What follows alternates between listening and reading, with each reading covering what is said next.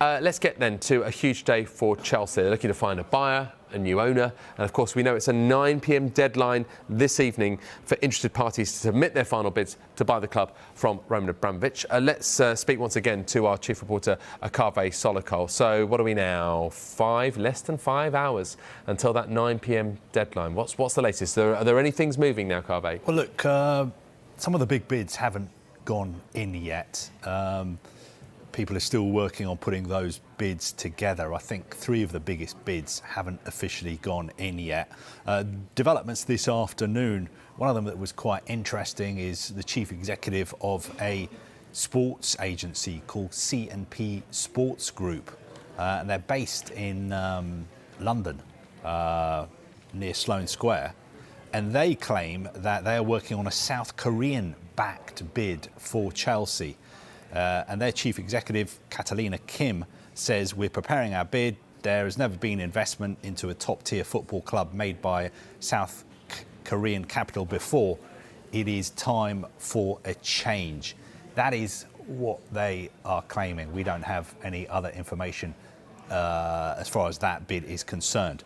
Also, just in the past hour or so, the city editor of Sky News, Mark Kleiman, he is reporting a development in the Burley-Wiss-Goldstein consortium. And he says that they have now been joined by a US investment company called Clear Lake Capital, who manage about $60 billion worth of assets. Wow. And they have joined this consortium. And this consortium, according to Mark, is now overfunded, which means they have more money. Can a consortium be overfunded? Well, it means they have more money than they need to make a bid, to be able to buy Chelsea for what Chelsea will probably go for, which is somewhere between 2 and 3 billion pounds.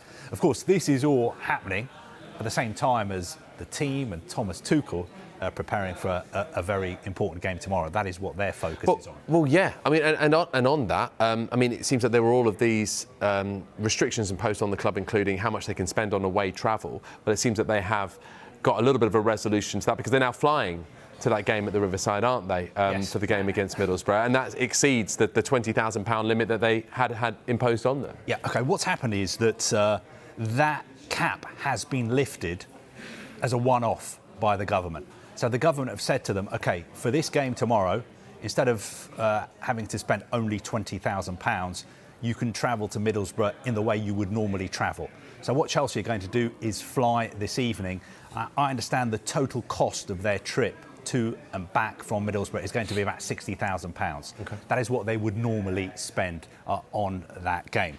Interesting development as well, as far as tickets are concerned, because there will only be 670 Chelsea supporters at the game tomorrow.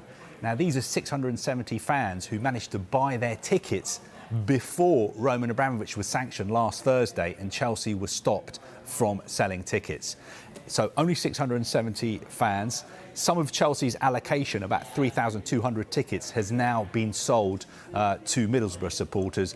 The stadium is going to be a sellout, about 32,000. Just in the last few minutes as well, Middlesbrough have just announced that all their share of the gate receipts from tomorrow's game, they are donating to humanitarian aid in Ukraine. And they say that the club's Member of Parliament, Andy MacDonald, will assist with due diligence to ensure best delivery and maximum impact. So the money Middlesbrough are making from the gate receipts going to humanitarian aid in Ukraine. And I've been told that we're talking about £300,000 that Middlesbrough will be donating tomorrow. Significant contribution. Well done then. Thank you very much indeed, Kaveh. OK, well, of course, we're waiting for this deadline. We're inching towards it at 9 p.m. tonight. The Chelsea head coach, Thomas Tuchel, wants a quick sale in order to bring clarity to the club. He gave this reaction to the possibility of part fan ownership. For every structure is a pro and there are cons. And actually, I don't want to get too much involved in this. There's like a sale of the club. We hope we will find a new owner soon, because this will calm the situation down. This will give us clarity, and clarity is always good. And let's see what the concept is. I think like they are like you say, the situation in Germany. They have, some of them have good experiences. I would say some of them don't have so good experiences, but I think this is for any concept and for every possibility to run a club. There are pros and cons, and it's not on me to decide and judge. Thomas, have you been just personally interested in keeping across some of the people who've expressed an interest in buying the club, or are you staying out of it at the moment? I'm absolutely not involved, zero. But just like the rest of us, reading people and what they have to say about that. Oh, well, I'm informed. I'm informed from time to time, but as you know, we have also a pretty tight schedule, so I'm happy to not be informed of every little step and of every little change in the process, because that gives me also the advantage to focus on football and to focus on the stuff here and the environment that I can influence, and this is the 60-80 people here in Cobham. So I'm quite happy about it, but of course I am informed, but not asked, and it's also not necessary. It's not my job and not my role.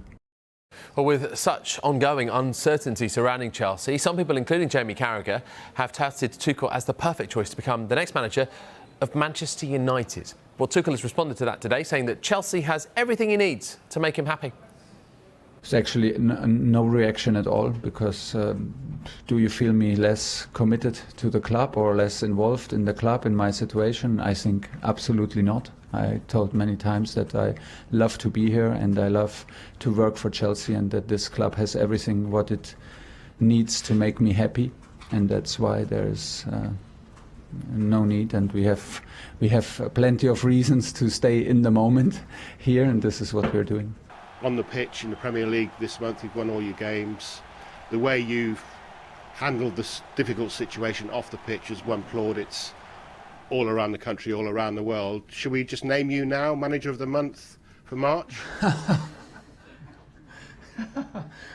Oh no, it's nice of you, but I'm always a bit careful when I get so much flowers from you guys. I was like, there's something around the corner happening, or like behind the door. So let's keep it low, and I do my best, and I feel the support here in the club from day one. That makes me feel safe, and then I do my best to play my role and push things forward. But thanks.